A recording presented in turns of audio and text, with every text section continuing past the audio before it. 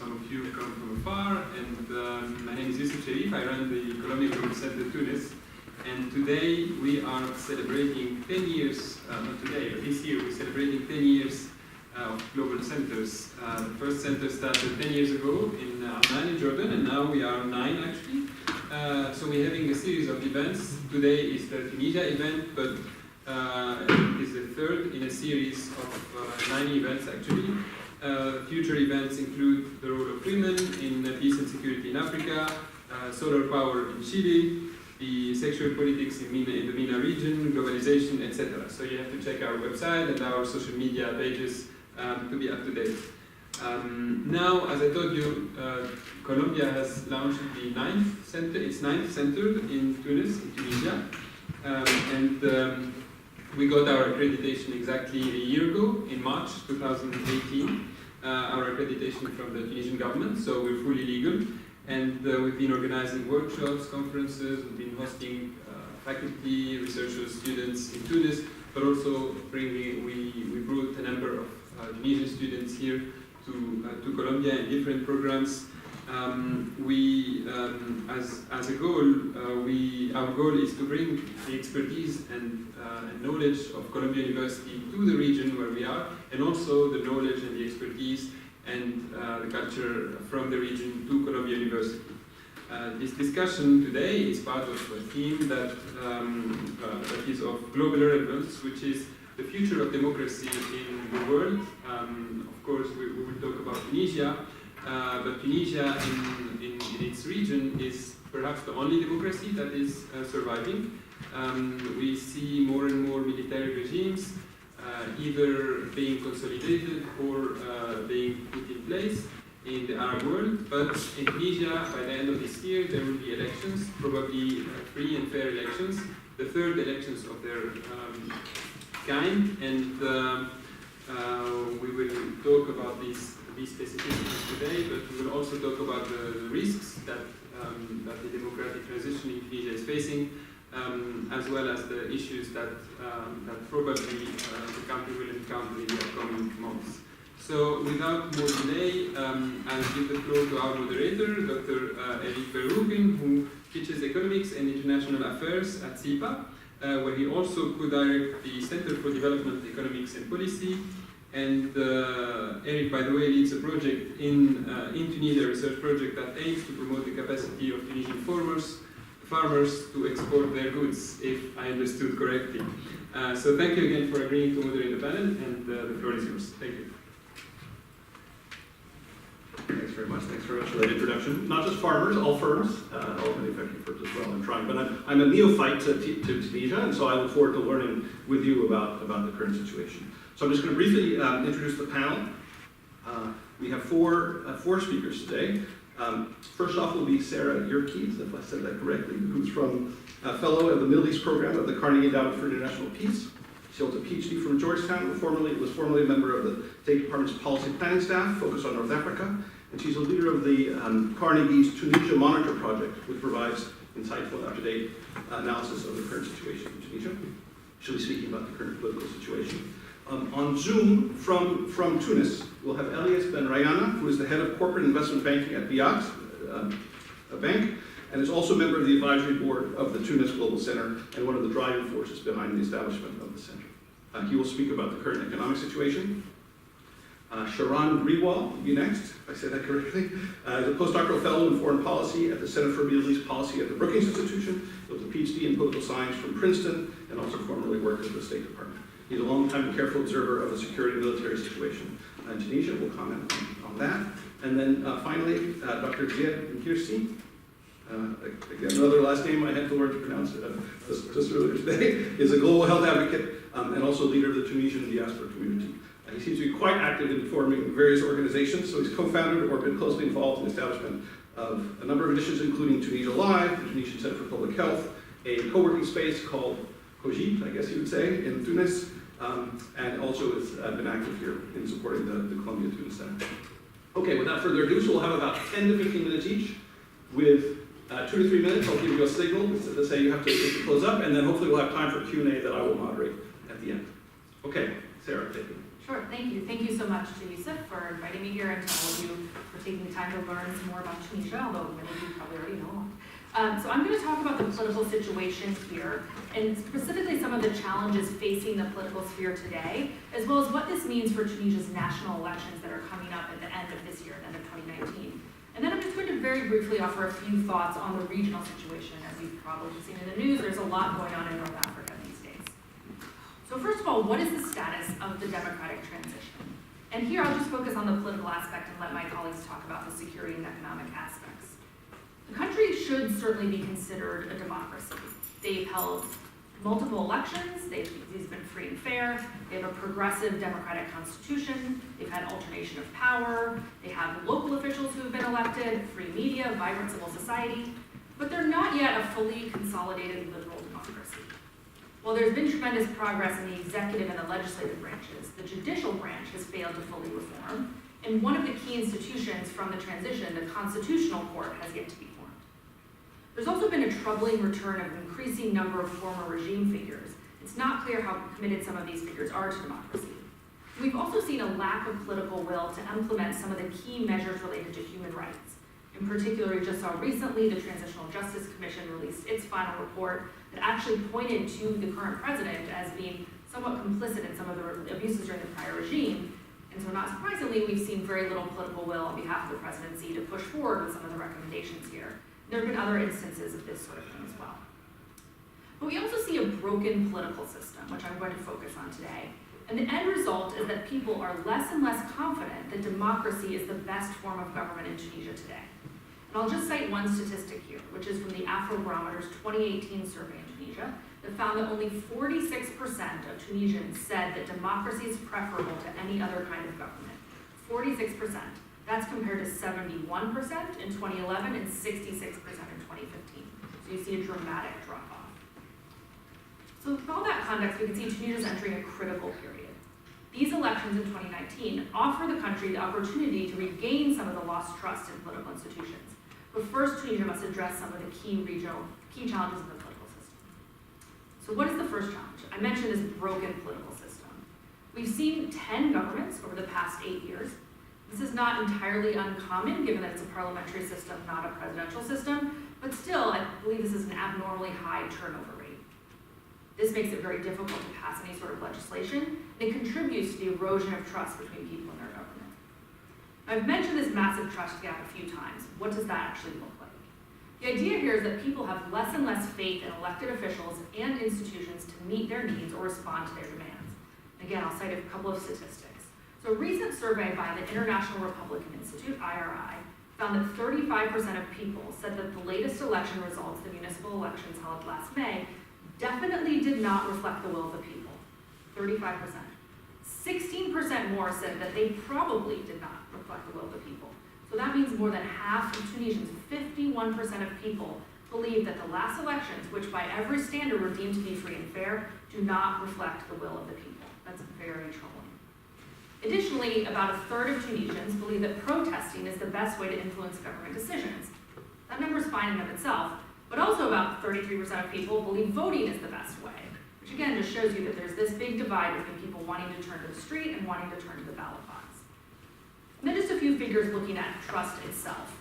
So when asked how much do you trust the government, only 52% of people said they trust local government, 39% trust the Prime Minister's office, and it goes down to 23% trusting political parties. These are pretty low numbers.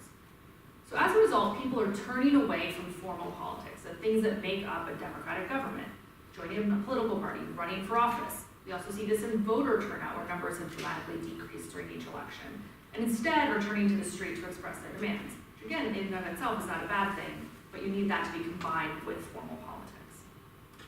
The third challenge is related to the parties themselves, and this is where we turn to the elections specifically. So parliamentary elections will be held in October, presidential in November. These are very important. They're the second democratic presidential elections in the country's history, and the third democratic legislative elections. Now, democracy is a living thing. You need to feed it, you need to practice it, so elections on their face are a very good thing for that. But the trust gap that I've mentioned earlier, plus the problem with the parties themselves, is likely to dampen the impact of these elections. One of the reasons is that the parties themselves are largely unappealing. They're highly personalized. We have parties led by individual leaders who've basically been the face of these parties for their entire existence. And we also have the fact that people understand parties by a person, not by a platform. This makes it very difficult, gives very little incentive for parties to actually take strong stands on policy issues. It also leads to the stagnant legislature that I mentioned that's failed to adopt some of the key economic reforms to keep the country moving forward. We also see a thing called party tourism, which is where members of parliament jump between parties. So you might be a member of party X one day, the next week you're party Y, maybe then you go back to party X, and maybe then party Z. This makes it very difficult for the voter or the constituent to know what your elected leader actually represents. It's hard to take it seriously when someone says they support an issue when they've been a member of another party who supported the opposite side of that issue the week before. And then finally, there are significant resource issues. So the legislature is particularly sorely lacking in financial resources. There's not enough staff. They don't have expert committee staff, for example, on a lot of the specific committees. There's not office spaces within the Parliament building for people to work. And members of Parliament don't have the time and money necessary to travel back home regularly to visit their districts. We also see high levels of absenteeism. This is not a resource issue, but another problem with the Parliament, where people on any given vote, about half of MPs are absent from that vote. So what should Tunisia do to deal with some of this?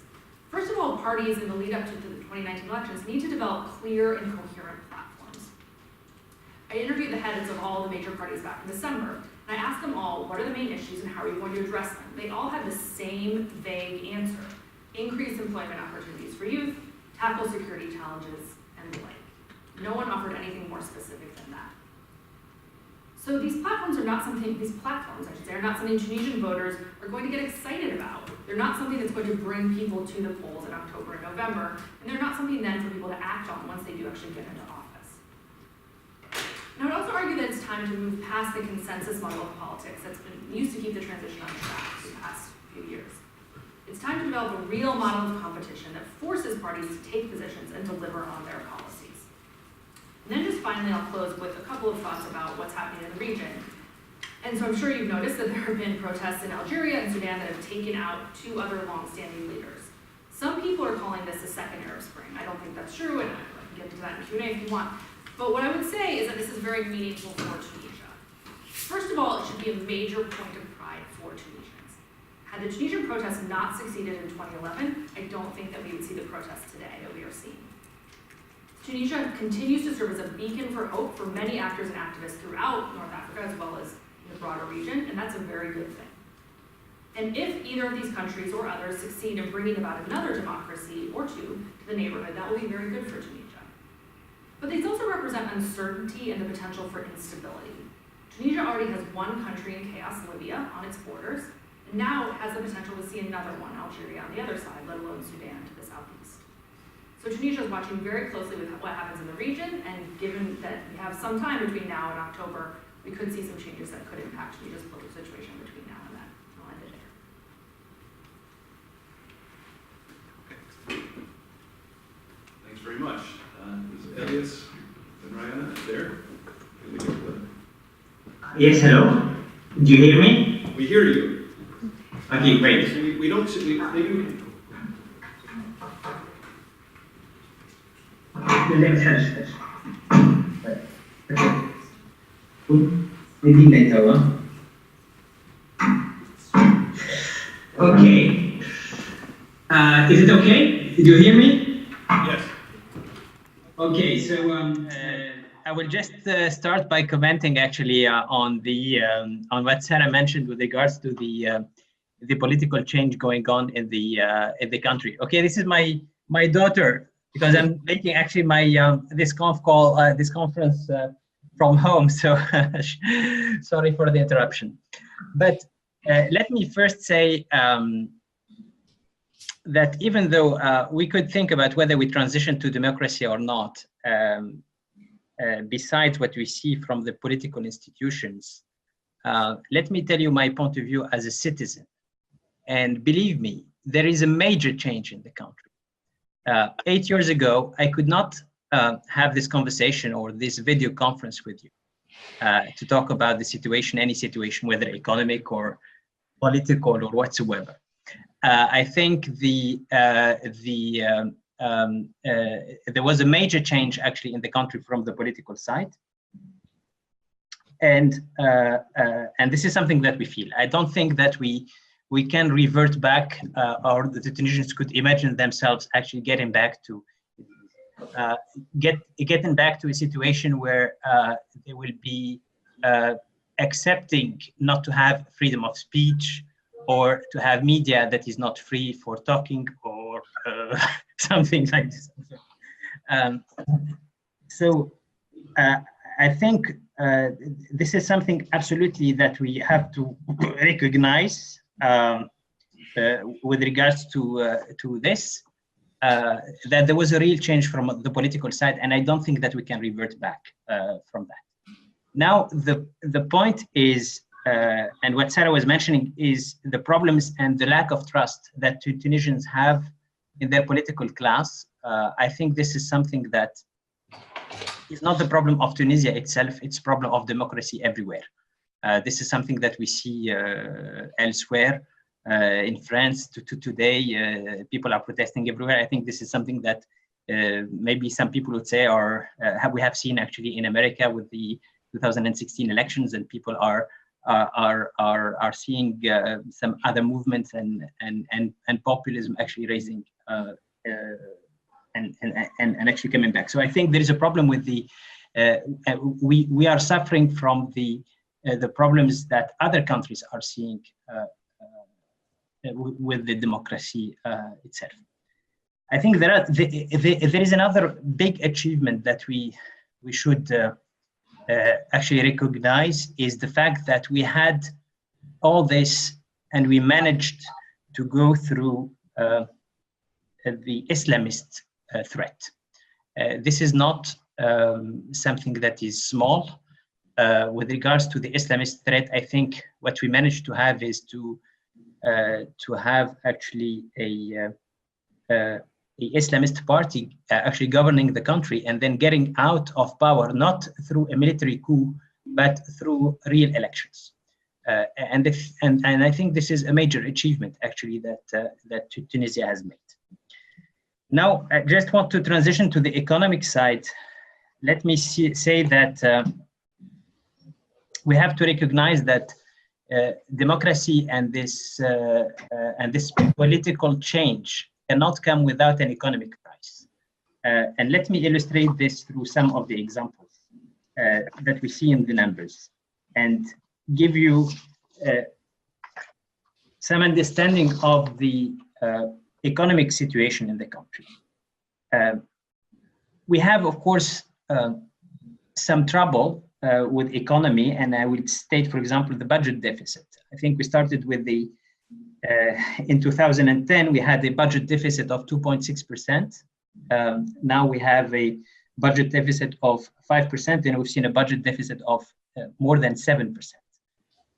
This is the result of, and this is the political price to pay, resulting from reintegration, for example, of state workers that were fired in previous actually regime. We had people that were working with state, and because of their political views, they were fired actually from the state. So these people were reintegrated, and this had a cost on the budget. We had also weaker government, and the weaker government means that you needed to compromise with labor unions, for example, and this resulted in uncontrolled salary increases in some way. And the other point is that weaker government means also inability to conduct some of the reforms. So this is one illustration why we have these economic issues today. The other example I would say is the current account deficit, for example. This comes from, we used to have a current account deficit of 2% in 2010. Now we are more than 10%, which is a major concern actually for the country. This has resulted into different depreciations actually of the local money, of the local currency. And this is coming from 2 or 3 reasons. One major reason is our slowdown in exports of phosphate, which is a major actually export actually revenues for the country. And this has the reason for this was that we had, of course, demands from local population locally, and the inability of the government actually to respond to these these actually demands, which in some way are real demands. For example, we see that the phosphate sector extraction was not done properly, and there was some environmental actually implications in the past, and these need to be sorted out. And of course, when people regain their freedom, all these problems come back to the table, and of course, the government cannot resolve everything. So we had a lot of actually problems with the exports of phosphates. So this is to illustrate the fact. Yes, definitely we are suffering now. We are having actually a going also through a program from the IMF. And I would maybe ask our Colombia actually experts whether you have seen a country where the IMF coming in and really helping actually the economic situation. This is something I really questioning. I think that the IMF sometimes comes with recipes that are not always applicable. And if we don't find enough resistance from our local government and to propose some real and possible implementable reforms, it's really actually some way problematic. What happened, for example, is that because of the IMF requirements, now we are required to have to limit the credit to the economy, for example. So the financial sector is suffering. We don't have enough liquidity now, and we are not financing enough actually growth. And this is a real big problem for the country. We are at a level of 1.5% growth rate. Tunisia has used to have like 4, 5, 6. I think we are in a new normal of really slow growth in the country. And of course, with the current actually limitation of the financial resources, it's not something that's going to help. So this is to summarize the situation. So, but my message here is that we really progressed on the political side, and I think this is something that would pay on the long run, and that there is an economic price in the short term, and we need to accept that. And one of the ways that we are that we need to go forward, and because of the economic crisis that we're living now, is that people are realizing that we need to change. We need to change and to have some paradigm shifts in different areas, including the economic side. I think one of the issues we have is that we're basing our economy in the past on a low-cost model, like exports, offshoring, low-cost actually offshoring, and this is something that's not gonna be able to be at the level of the expectations actually of the youth, of educated youth that need to have more value created through our economy, and everyone now is recognizing that. So I think the economic difficulties that we have today, in some way, are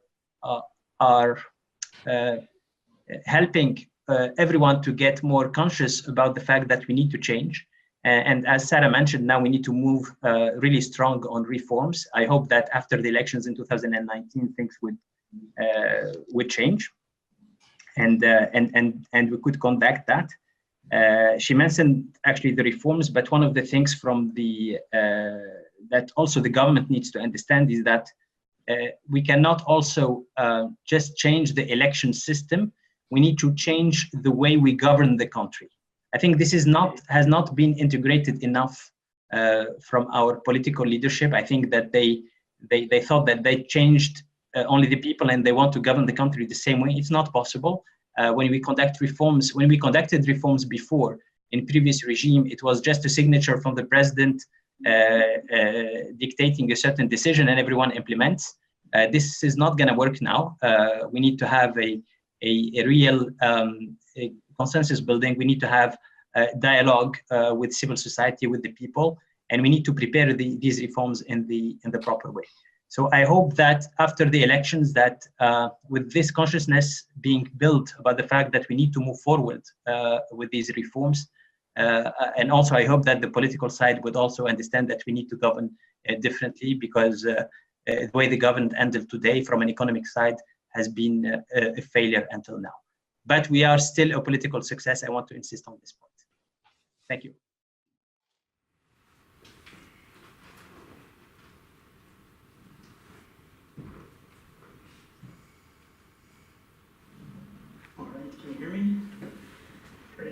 Thank you, Eric, first of all. Thank you, Yusuf and Columbia, for organizing, and thanks everyone for coming. I've been asked to talk about the security forces in Tunisia and how they are adapting to the new Tunisia, the new democracy that they have. So I'm going to talk first about the police and then about the military, because as you'll see, they're very different in how they've adapted. So first, as you know, this revolution in 2011 in Tunisia was not just against the dictator, Ben Ali, but it was also against the police and the entire system, but the police in particular. If you look to the initial spark of the revolution, Mohamed Bouazizi, when he self-immolated, it was the result of a police officer who had slapped him and confiscated his vegetable cart. And moreover, if you look to the weeks of the revolution, over 100 police stations were burned as the protesters were unleashing their anger and this pent-up resentment towards the police. And so the police, frankly, were hated in 2011. And some of the survey data that we have at the time corroborate that account. Here I've plotted, let's look first just at 2011. Here is data from the Arabarometer and later from the International Republican Institute. This is the level of trust in the police, which is blue, in the government, which is red, and in the military, which is green. And what you see in 2011, I plotted the percent who has a great deal of trust in these institutions. You see that the police in 2011 were hated. It was like 19% who had a great deal of trust in the police, similar to that of the government. But then you look today, and you see the steady increase of trust in the police over time, over the course of Tunisia's transition.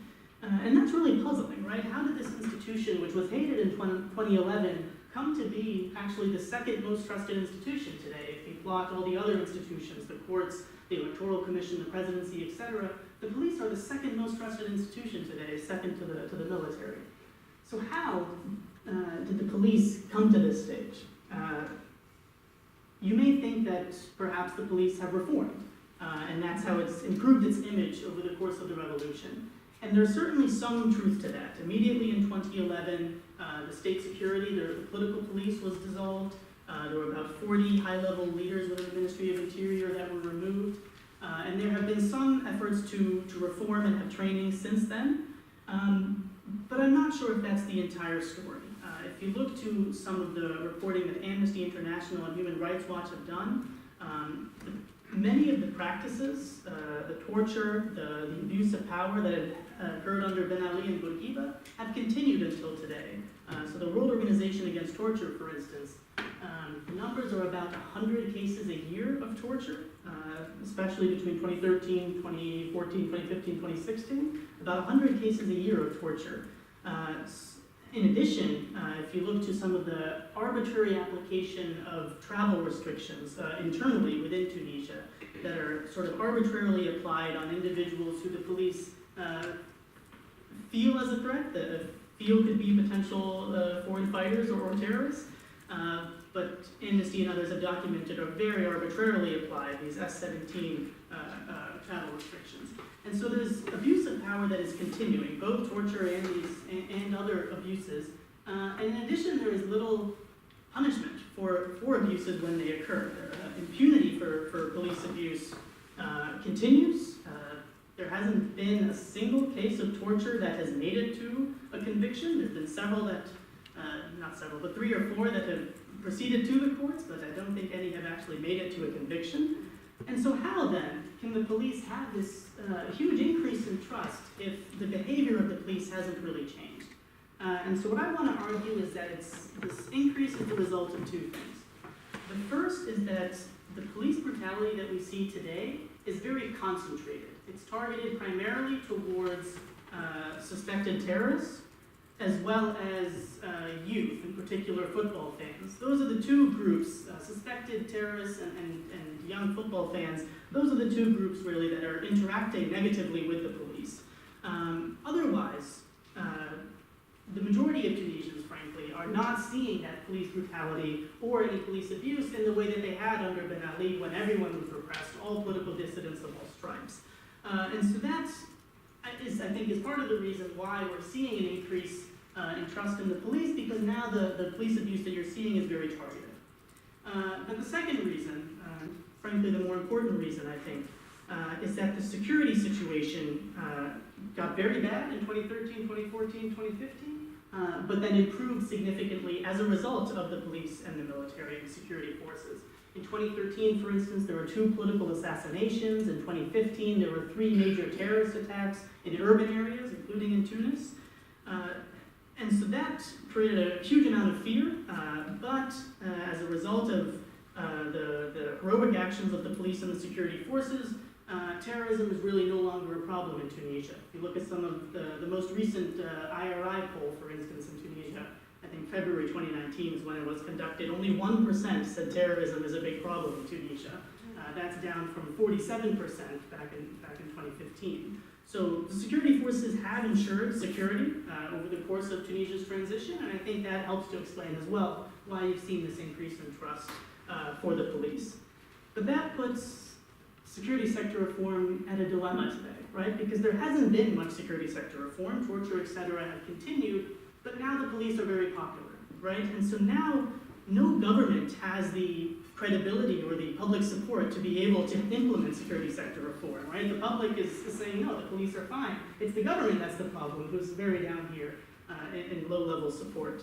And so no government then can take on the police and ensure any sort of security sector reform today. And so one policy recommendation I would lay out for how you could still have some security sector reform would be through the courts, through the judicial system. If we get rid of this impunity for police abuse, and there are actually some penalties for torture or for other abuses, then that could be one route to curtail these abuses and have some reform that wouldn't have to go through the political process and therefore perhaps hurt the electoral chances of some of the politicians. All right, so that's what I wanted to say on the police, and I'm happy to take more questions later. I want to move to the military now, which is perhaps what makes Tunisia the most unique. As Yusuf started off by noticing that many countries in the region have descended into military dictatorships and strong military rule, but Tunisia has escaped this, right? Unlike in Egypt, where you had a military coup in 2013, in Tunisia the military has stayed out and has defended, frankly, the transition over time. So why is that the case? Why hasn't the Tunisian military taken over? Or even intervened to remove one government, for instance, and brought it back to civilian rule? Why has the military stayed out? There's a couple of reasons. Many people say that it's simply because Tunisians don't want military rule, that sure, there's high trust in the military, but no one's really calling for a military coup. And there's some truth to that, but it's not the full story. There's actually a lot of support for military rule in Tunisia. Here is data from the Afrobarometer. The blue line is support for democracy, which Sarah had already mentioned has declined precipitously, largely due to the economic situation that Ilyas had just mentioned. The orange line is support for military rule in Tunisia, which you see has increased considerably over the course of the transition to the point where today it's actually higher than support for democracy. And similarly, support for one-party rule and one-man rule has also increased considerably. And so if there is this level of support for military rule today, then it becomes a bit more difficult to say, no, it's just because Tunisians weren't calling for military rule. So why didn't the military take advantage of this public support for a military coup? Another explanation we hear is that the Tunisian military is just very professional, that it's apolitical, it's never been in power, and so it literally has no political ambitions. And there's certainly truth to that as well. Many military officers are entirely apolitical and neutral and would think of a coup as totally anathema to their culture. But that isn't also the full story either, because there have been coup attempts in Tunisia and coup plots historically. In 1962, Salih bin Yusuf and the Yusufists had staged a military coup with the involvement of military officers. It failed. In 1987 as well, there was an Islamist Islamist coup plot, again with the involvement of the military and security forces. That also failed. And you could say Ben Ali himself was a military officer and came to power constitutionally, but also by surrounding the presidential palace with the National Guard to make sure Bourguiba couldn't contest that change. And so you have seen military officers take power in the form of Ben Ali, but also to plot coups, as we've seen in 87 and 62. So it's not entirely the case that Tunisian military officers, 100% of whom have been apolitical. So In addition, maybe you think, okay, maybe that was back in the 80s and the 60s, but today they've become professionalized.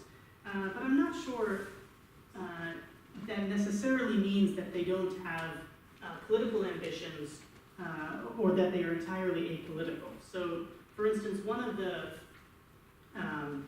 most notable things about Tunisia is that it's always had a civilian minister of defense. It's never been someone from the military, either active duty or retired. It's always been a civilian. And we often hear that the Tunisian military likes that. They prefer a civilian minister of defense. That shows the inculcation of civilian norms that they have. But I'm not sure that's the case. Here's one survey I've done of the Tunisian military last summer.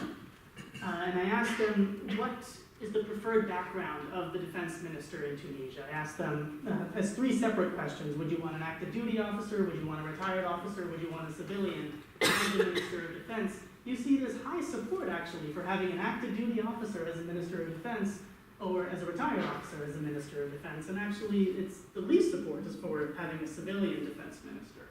So that suggests that not necessarily that the Tunisian military is okay with a coup, but it sort of qualifies this account that the Tunisian military is totally apolitical and has no political ambitions.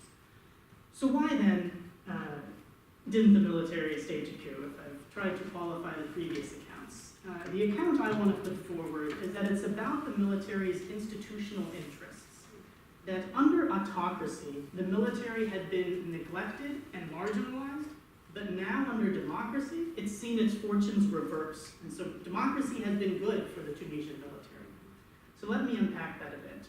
Here is 2 surveys I've done of the military. One of senior military officers and another one of junior officers and soldiers. And I asked them how they were treated by the former autocrat Ben Ali. Vast majority, almost 90%, say they were neglected by Ben Ali, and that Ben Ali had favored the Ministry of Interior, the police, the National Guard, over the military. And you see similar huge agreement among the junior officers and soldiers. But under democracy, that neglect or counterbalancing of the military with the police has reversed. It's been the military that's now become the priority under democracy. You've seen the military's budget increase more quickly than any other ministry. So to the point where today, in 2019, the military's budget has caught up to the Ministry of Interior. It's seen new weapons for the first time in 20 years.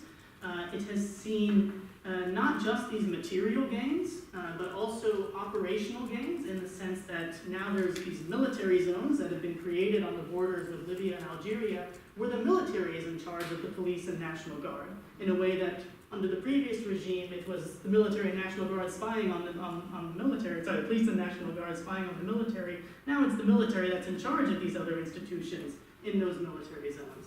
And finally, the military has gained politically in the sense that under Bourguiba and Ben Ali, they had very little influence into security policy. Today, they are the point people on making security policy.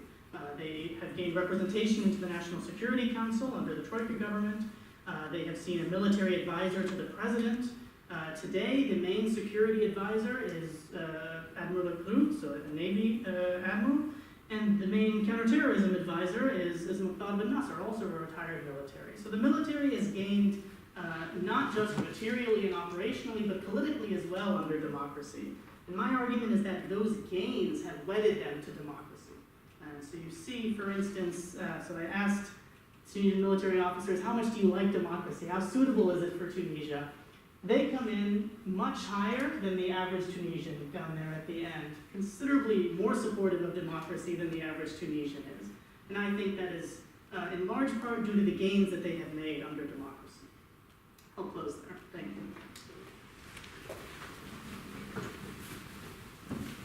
Thanks very much, Sharon. Thank you so much. Well, it's really hard to speak after the 3 previous experts and really knowledgeable scholars, I would say, about their topics of interest. But I think, from my perspective, as someone who went through the revolution, who's been part of this group of young people that kind of like benefited from Ben Ali's stability and educational systems, quote unquote, but then at least kind of stepped in during the revolution and tried to believe in a better future.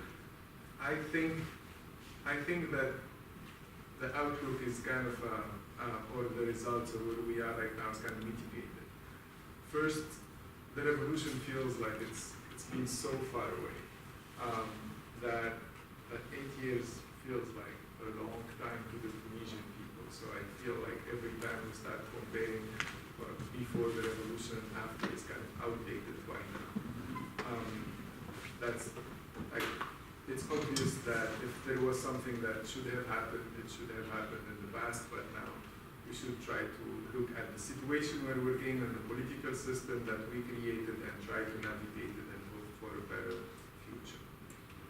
The other factor or the other information that's kind of important is that this last term of 5 years of legislation felt like so long. We're just kind of, I think, sick and tired of this parliament we elected in 2014 that actually should have been dissolved at some point when the big tent party of Tunis kind of dissolved. That would have been the right decision. All the governments that we came up with during this term were trying to patch or fix the situation where this big tent party has dissolved, but I don't think there was a real representation of the will of the people in all the government's decisions that happened in the last years, and that's a failure of democracy because representation is crucial in order to move forward with the reforms we want to see. So I think as much as like there is a lot of demotivation or lack of interest in politics, I think the end of this term and hopefully with a better political elite that will be elected or the next legislation, we will see a new enthusiasm around political life and around and more support hopefully for the government. And also hopefully we'll have a younger president. So I think in general, the situation that we kind of have seen in the last 5 years has been troubling for a lot of people who had high hopes for the revolution, but also comforting for those who believe in democracy. Because I think the consensus that was built kind of allowed people to work together. This never happened in Tunisia in the past, and I think we've seen a lot of political groups coming to a consensus, coming to an agreement. It's always with the lowest denominator, but at least things, there's a practice of building consensus and coming to an agreement. That's rare in the Arab world, let's face it, and that's rare in Tunisian political life in the past.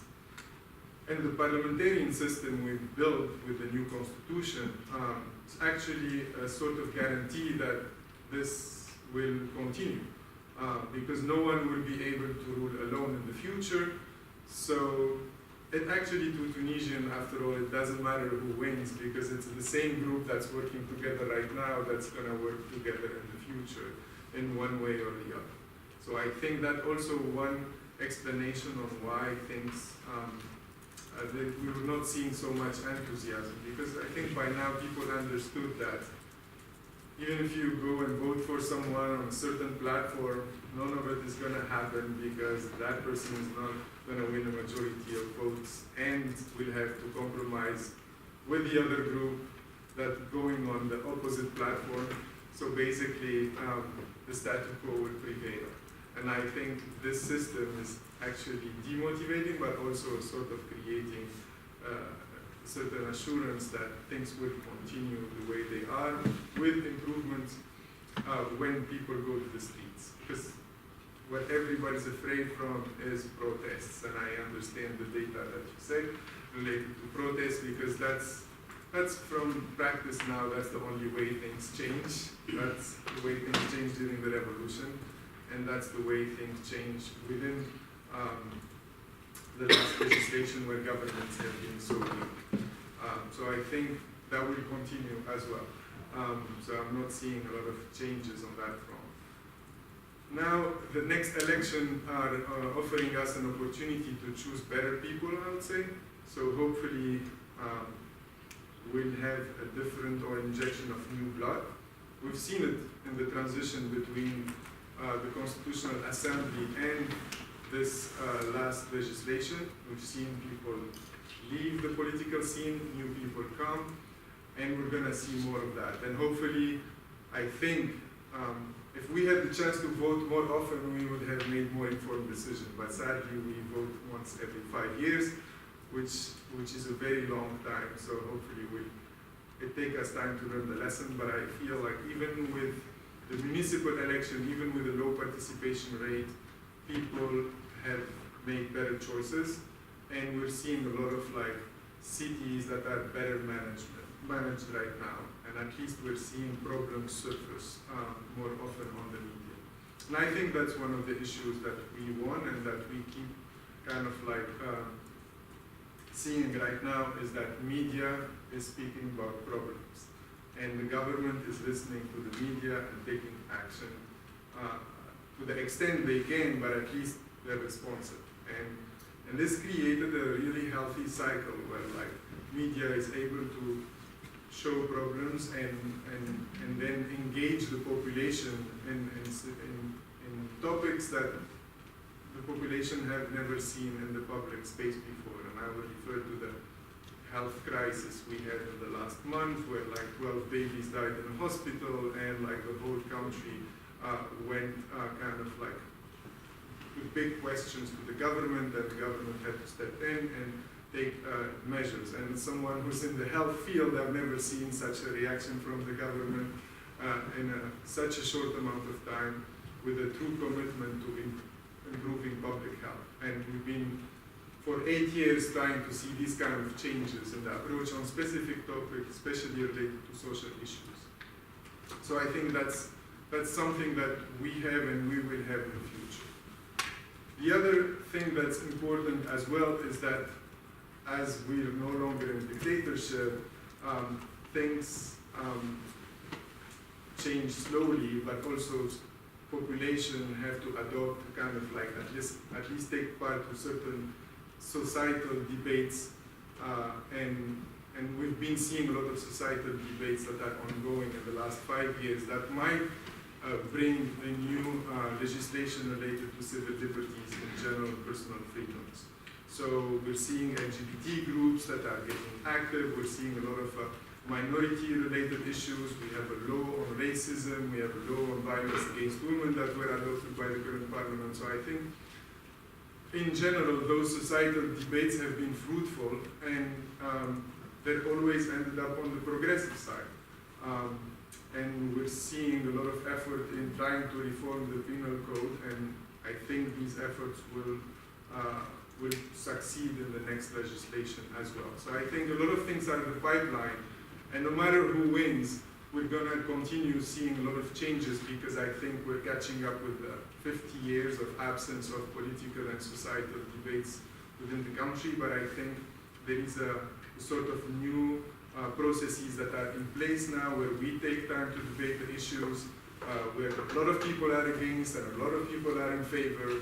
And I agree, on certain things there won't be consensus, but for instance on the law on inheritance that has been debated by society, there's obviously at some point there would be a 51% in favor and 49% against, and we'll see how that moves. But at least those debates are very healthy, and I think they engage people. Even if they don't vote, I think people have to make a decision, and we've seen those conversations trickle down to every family in Tunisia. And it's so unusual for Tunisian society to kind of wait on decisions or on laws, and also seeing those kind of laws adopted without any major resistance.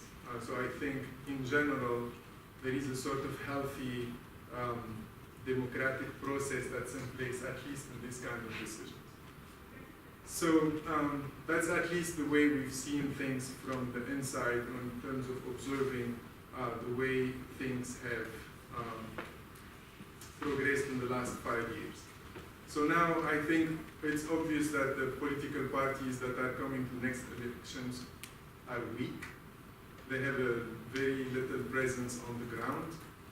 I expect a very low participation rate, but there are so many votes out there to grab. So I think that will also allow a lot of new players to kind of come in the picture. And this could be an election where we have a lot of unexpected results. I don't know if you remember in 2011, but the election brought Al-Arida Sha'biya, which is a sort of a group of people from Sidi Bouzid, led by a TV anchor out of London, who kind of managed to make a breakthrough and win a lot of seats. And I expect a lot of people who are going to try to play this scenario because there are so many votes for grab. And like even the head of Nesma TV, who has been someone who's trying to kind of play a role in politics and run for elections, or millionaires such as Olfa Rambour, who's actually funding a big campaign on social media called Tunis. So a lot of surprises. I expect at least one surprise in parallel to all the other political movements that are grabbing the headlines every day. Now the next 6 months, I think it's going to be very interesting to see how much unity is going to come back into the picture and how much we're going to try to repair the roof of the former Media Tunis by bringing all groups together, or if we're going to fail into that and as sort of the progressive, which are not really progressive, but no Islamists or non-Islamists are going to basically try to position themselves as much as possible and do as much damage control as possible to kind of like try to win at least as by the same rates as Media Tunis in the last election, which for me seems quite unlikely. But in general, the political landscape is going to be, I believe, divided between what I would say the group of like Nahda, which would be a solid group that's competing for first or second position, and then the former Media Tunis and affiliated parties, and then the true opposition, which is actually a Tayyar movement, and then I would say the extreme right wing with Abir Musi and the ex-RCD or Ben Ali's party.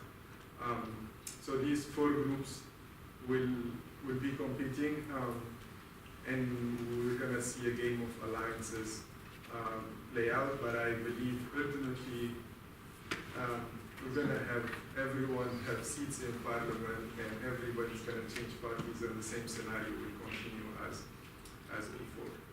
Although with the hope that we'll have better people in the parliament, maybe the first year after the election we're going to have some serious reforms on the economy, because I think the country cannot continue like before. And that, I hope for that we will have consensus across the board, or we will have a crisis just like Greece, and we'll have to make decisions because we have no other choice. So from a diaspora perspective, and now I'll move kind of like from my role of just observing the political scene to a sort of diaspora committed member and trying to organize this community. I think in general, first, the diaspora in Tunisia, the Tunisian diaspora has been very engaged in the political process, mostly out of Europe, because demographically we're like almost 1 million Tunisian in Europe and maybe 10,000 in the US to 15,000 in Canada, so it's not a big community that exists here in North America. But I think the diaspora has been represented in the parliament. The diaspora has benefited from democracy in terms of like having a certain new measures and procedures that benefit the diaspora. But also it brought in a lot of like technocrats and a lot of people who kind of made a comeback on the political scene through the diaspora angle. But our group here in the US called Tunisian American Young Professionals, the group that was formed in 2011, we have been trying to explore this route of basically strengthening the relationships, the economic relationships between the US and Tunisia. And through that, we try to kind of either support exports out of Tunisia, support educational exchanges, support Tunisian entrepreneurs who are based in Tunisia and want to export to the US. We're definitely a small group of people. Tunisia doesn't have a strong lobbying groups or any other agency or organization working for them. I mean, unlike Egypt or other countries from the Gulf, our presence in Washington is very limited, but I think we benefited from the spotlight that was put on us because of the revolution, the interest of people like you, and the positive coverage we had in the media in general. So I think in that sense, there's a lot of work for us to do as diaspora members. It's definitely a small community. It's definitely a community that's coming from a background of, I would say, most of people, like depending on generation, but a lot of them escaped the country during the time of the dictatorship. There is a lack of trust between the community members. Is an ultra-progressive group and a conservative group that have hard time coming together on a similar vision to what the future of Tunisia is. And I think in that way, the political parties have at least softer views on what compared to the community. But I think in general, we look forward to have Tunisia become more open for business, to do more back and forth between Tunisia and the US and North America in general. I think a lot of people have hopes on changes on terms of like personal freedom and civil liberties, and really having hope that the future of the young people in Tunisia will be similar to will offer similar opportunities to those that exist for young people in the Western world. The one last thing that I want to say from a diaspora perspective, and I think it's something that we are able to see when we see basically the level of support that we get from the US or Europe. I think one main demand that we have and always come back to is freedom of circulation, and this is something that would have helped Tunisia a lot during the last 8 years. As Sarah said earlier, Libya is in the midst of a conflict. Algeria is a quite close country. Most Tunisian young people cannot get a visa to go to Europe. They're pretty much stuck there. Language barriers. There are a dysfunctional educational system. So this creates a situation where it's really hard to engage with the Western world or with the world in general. And I think this hinders Tunisia's progress and development in the long run. I think people are aware of it, but I think the political context, either in Europe or in the US, is not open to kind of like this kind of discussion. But we keep asking for it, and I think every young Tunisian is trying to go overseas to kind of see what's happening out there, come up with ideas. And we've never seen this many Tunisian students actually in the US. A lot of successful exchange programs that benefited young people, but we hope to see more of that. And I think I'll stop there. Thanks very much. Maybe I can have a round of applause for the very simple.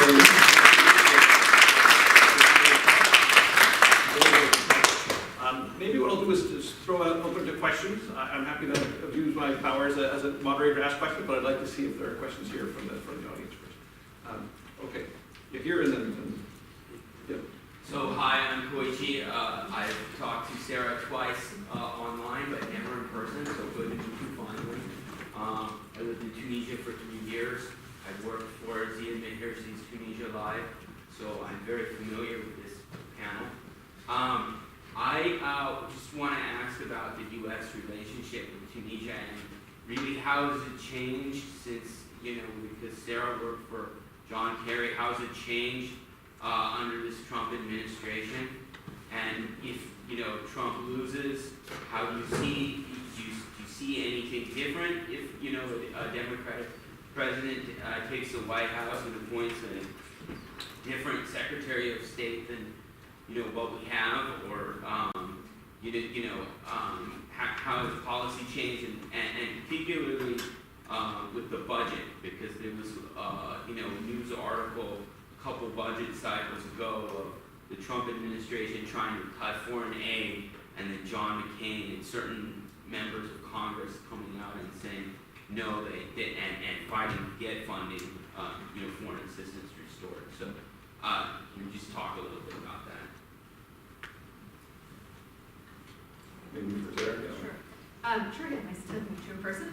I think, so Tunisia has sort of benefited from being not really on the radar of this administration, and I think in a good way that, on the one hand, and I don't mean that in a really nasty way, but the idea that the White House hasn't really paid attention to Tunisia, which has meant that Tunisia can kind of, the U.S. Embassy in Tunisia can kind of do what it needs to do without having to worry too much about Washington. I think benefited them. But at the same time, you do have Congress. You mentioned Congress, and the U.S. Congress has by far had, some of the most bipartisan support for Tunisia that I've ever seen. You take almost any country in the Middle East, North Africa region, and there's disagreements over what the policy should be. Congress has pretty much agreed that Tunisia is a place we should be supporting, that we should be giving financial assistance, whether it's development support, human rights support, economic support, as well as military support. So not too much has actually changed from the previous administration to this one, and I don't think there would be that much change in a new, if there were to be a different Democratic administration. But you also mentioned John McCain. I mean, John McCain was really the main supporter of Tunisia in Congress, and when he died, it was a big loss to Tunisia, a big loss to a lot of issues and a lot of people, but there hasn't really been someone yet to step in and be the champion for Tunisia, so I do have a little bit of fear that there will need to be someone to take that mantle back up. Someone, while people support Tunisia, no one sort of is against Tunisia in Congress or in the White House. There's also no one out there, out front, kind of champion Tunisia yet. The flip side of that is you do have a lot of very progressive, very democracy-minded folks in the new Congress, and I anticipate that you are going to see more support from some of those people once they kind of learn more about Tunisia and realize that there are some opportunities to support Tunisia. You're starting to see more visits to Tunisia by members of Congress and things like that. So not much change, but I think Congress has been supportive and will continue to be supportive. Thank you for an amazing panel. I really loved every presentation and just wanted to highlight that, Sharon, your research, you've gone deeper into answering some of the most important questions about Tunisia's security apparatus than any other researcher that I've heard of. So that was an awesome presentation. I had a couple of questions that any of you guys are free to address. Maybe in particular for Sharon, concerning police unions.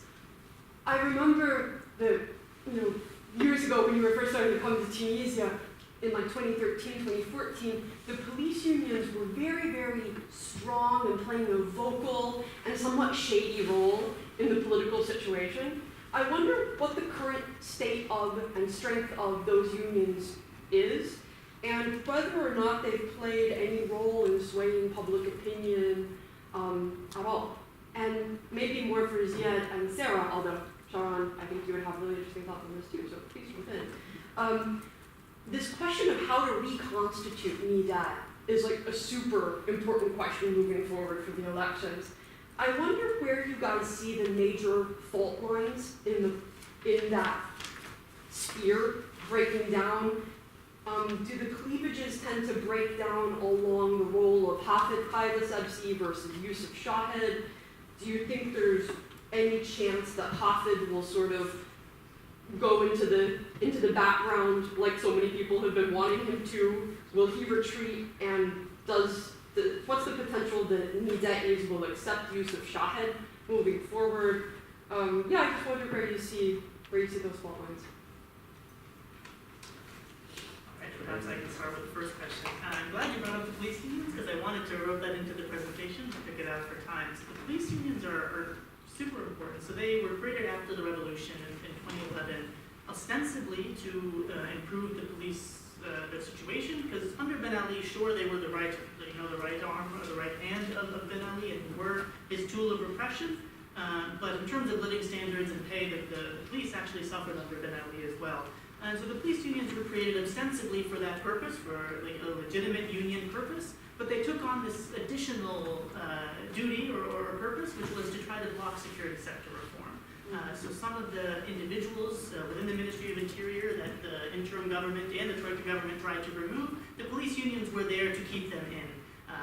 And so they not only removed or prevented any sort of reshuffling within the Ministry of Interior, but in addition, perhaps more troublingly, they've also blocked some of the prosecutions into the trials into torture. So for instance, last February 2018 in Belarus, the courthouse was looking into a case of torture, and the police unions there not only protested outside of the court, but stormed the court to free their colleagues. And so the police unions have been, in that sense, detrimental to security sector reform. And so I've argued before that reining in these police unions and making sure they stick to, the material and living standards and not onto these political issues is probably essential for security sector reform. But what's interesting, your question about how they've shaped public opinion about the police. So given that they have, stormed courthouses, they've also threatened the parliament that if you don't pass this law, we will withdraw our security for parliamentarians and politicians. You would think with that blackmail and the storming of the courthouses, that would have hurt the police's image. On the contrary, it has not. So this episode where, I think it was November 2017, where the police union said, you need to pass this law, which was to protect police officers from aggression, from attacks, or else we will withdraw security, and you have to pass it in 15 days, or we'll stop protecting the parliament.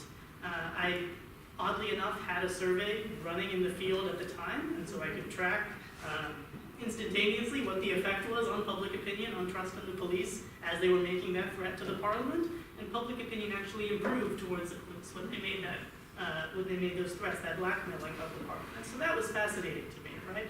And I think the reason why is because they're able to justify it in the media as we need this law, for instance, because there have been attacks on police officers. That particular episode, for instance, was motivated by one police officer being attacked by a civilian, I believe outside of, I believe in Bardo, near the parliament.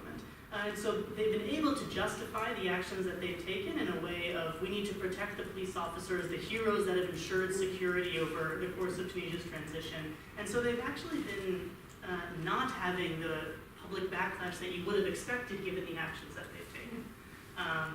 So that was a very long answer to say that I think the police unions are a problem for security sector reform, and there isn't much public or political will to try to rein them in.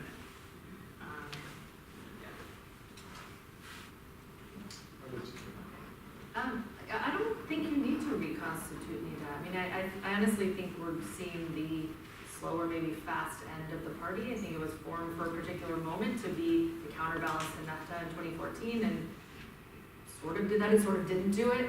But I think the fact that Shahed has his own party now, which is by far bigger, has more support in parliament than MENA does. MENA's welcomed him back in, but why for him? Why would he go back in? And yeah, I think also that the sign that we should look at is that Beji, the president, announcing that he's not going to run for president again could be a positive sign, or it could mean that he's clearing the road for Hafid to run himself, or to maybe try to be prime minister. But I think MENA is going to disintegrate. I don't think that's necessarily a bad thing for the political scene.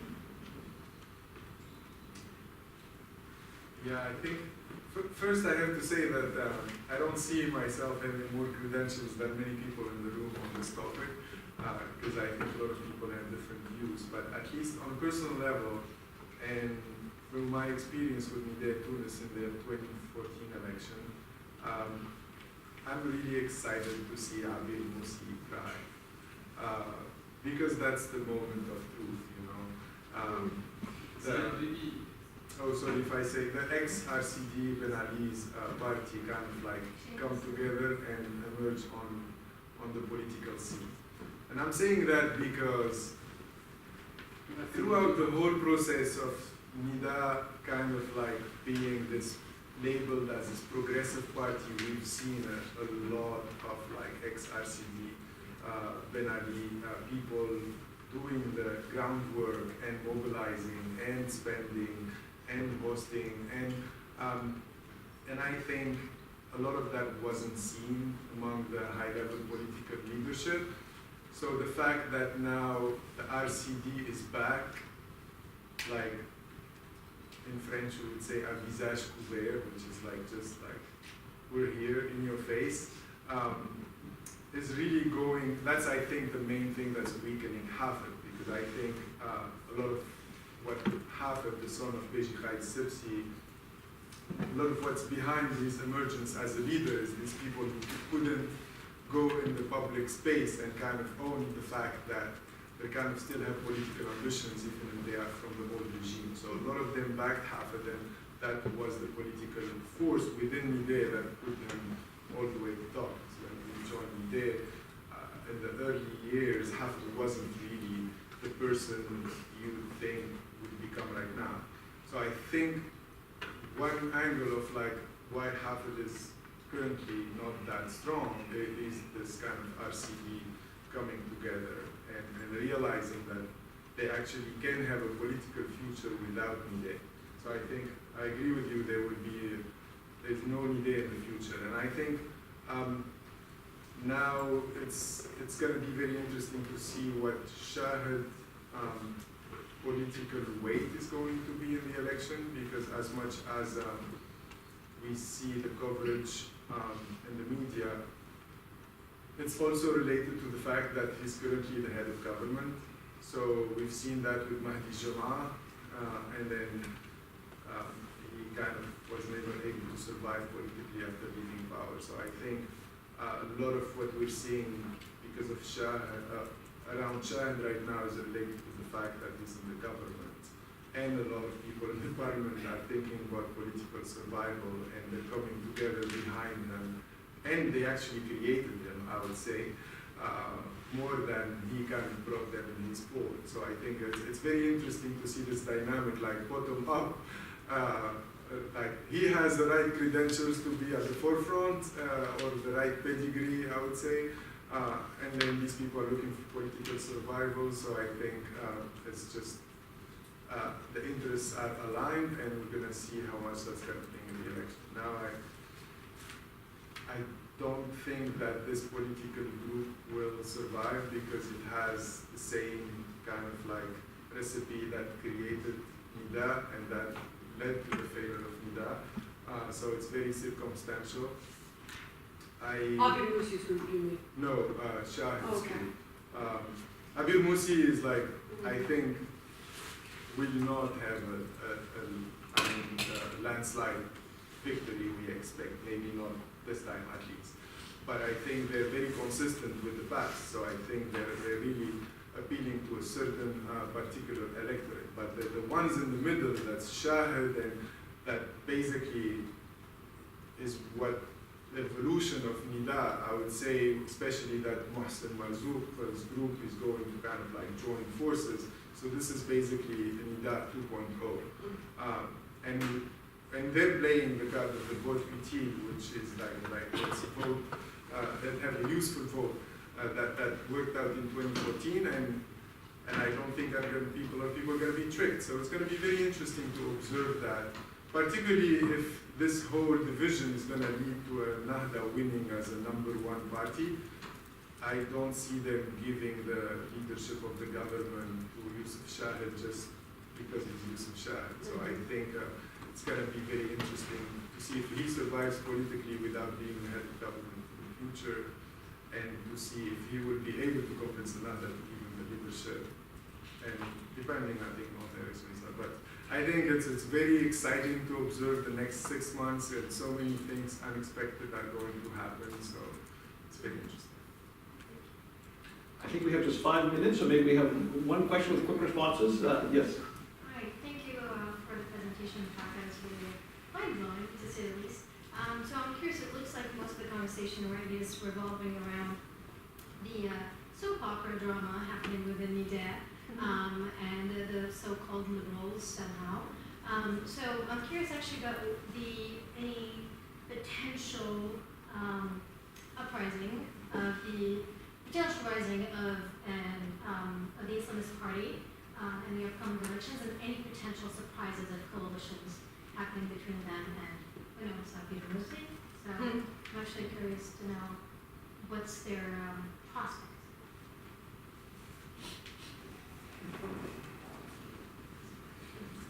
I mean, I don't want to speculate, is the way of saying that without answering it. No, I don't know, I mean, I think NATO will do very well in the elections, and a lot of it's gonna depend on turnout. I think they will have more turnout than some of the other parties will. They'll probably be in a good position to form a coalition. The question is, who's gonna form a coalition with them? When I was interviewing most of the parties in December, everyone said that they wouldn't form a coalition with NATO. Who knows if that's just campaigning, someone will in the end if they have the most, but I don't know who that will be at this point. Sarah's right. I mean, for sure, there will have to be a coalition government after these elections. And based on the polls so far, no one is going to get even close to 50% to be able to form a government on their own. And not just polling around 24%, and that's the highest of all the parties right now. So certainly there's going to have to be a coalition government. And then so my reflection on what happened last time in 2014 was that even there, I mean, so there had to be a coalition government, so Tunis and Ennahda joined hands, and the problem was that, and so the reason why that coalition government sort of fell apart and that Tunis started to fracture was because Tunis existed and campaigned primarily as an anti-Ennahda party. And so how then do you turn around and form a coalition with Ennahda? Naturally it led them to fragment, and that coalition government therefore couldn't do much. And so what I think needs to happen this time around is that these anti-Ennahda parties should not campaign on being anti-Ennahda, knowing that one of them is going to have to form a coalition with Ennahda afterwards. And that's the only way, I think, for a coalition government later to be able to stick together. But that puts these non-Islamist parties in a dilemma, because the best way for them to do well in the elections is by campaigning as anti-Ennahda.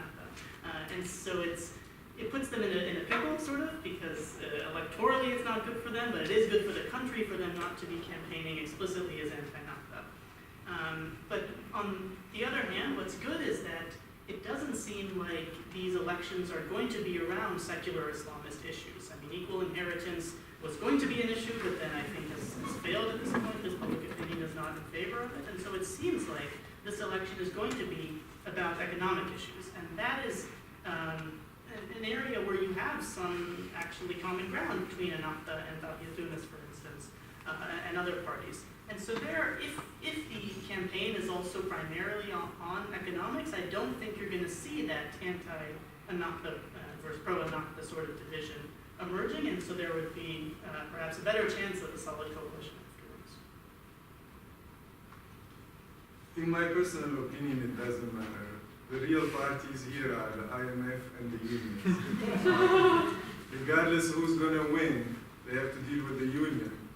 And everyone I know on the political scene doesn't have the courage to go beyond the reforms suggested by the IMF. Sadly, because we need to be more proactive if we are serious about fixing the economy. But I think the same politics of Shahid will continue, which is let's try to make the IMF happy and maintain the union. And that's the only kind of space any government has.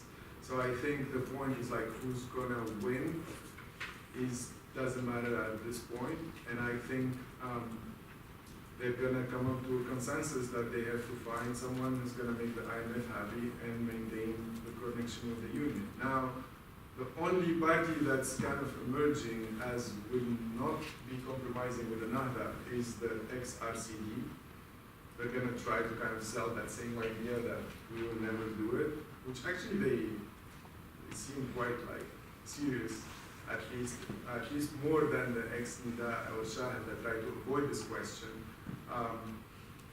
But at the same time, I think they won't be able to win by enough kind of margin to be able to be a player in this sense. Maybe a kingmaker in case there is the option of Ennahda being part of the government, which I feel is unlikely. So I think ultimately statu quo will prevail and we'll end up with a sort of government that resembles this one, maybe with a different head of government, but the same inefficiency will continue, because I think fighting the union in Tunisia is really hard. It's a country where like social policies are also widely present and taking a big toll on the budget in general. I mean, first one being having this many public servants in office on the government payroll, and that will continue. So I think it's just gonna be slow and nothing. It's the Mediterranean, you know. It's like it's slow. So I don't expect, even if the faces will change, the general direction will kind of continue. And I think we've come to the end of our time in the room at least. We can continue out in the hall, but let's thanks again to our speakers.